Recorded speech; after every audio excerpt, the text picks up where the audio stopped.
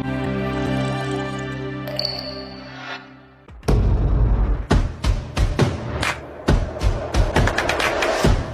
evening, viewers. Welcome to our event today. We will discuss the current issues in the 2024 elections, especially regarding allegations of vote inflating.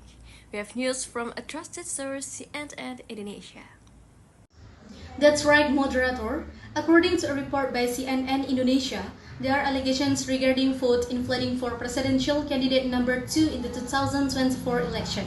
The issue of the 2024 general election related to the inflation of the 2024 vote is still being discussed. However, the KPU has confirmed that there was no inflating of the general vote results for the 2024 presidential election.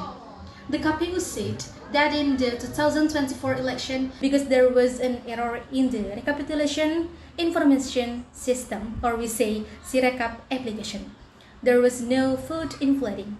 What was there was an inaccuracy in the OCR, or optical character recognition technology, in reading photos of Model C from Plano results.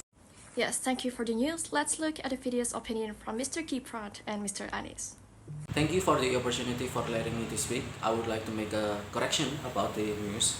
There is indeed an issue saying that there was an inflating vote for presidential candidate number 2 in the 2024 election. I highly respect the news that brought this up, but I have another opinion that it's not true. The voting committee have worked hard hours by hours just to count based on the people's voting. Now that the people has voted us and has already chose us, why would Mas Anies want to do a re-election? It doesn't make any sense. Just because you're making a big scene about me being the candidate pair number 2 and officially became vice president. Thank you. I'm sorry, Mr. Gibran, but from the start, Mr. Gibran has violated the rules when running for vice president, namely the minimum age regulation, which shall be at least 40 years. But Mas Gibran is currently 35 years old and has run for vice president, and this constitutes election fraud, and revote should be held. Okay, thank you. I don't think it's against the law to convey that I am a presidential candidate. But from the start, there have been many people who have taken issue with it. Even when my husband from candidate pair 2 officially becomes vice president, the opposing party did not accept it and filed a lawsuit.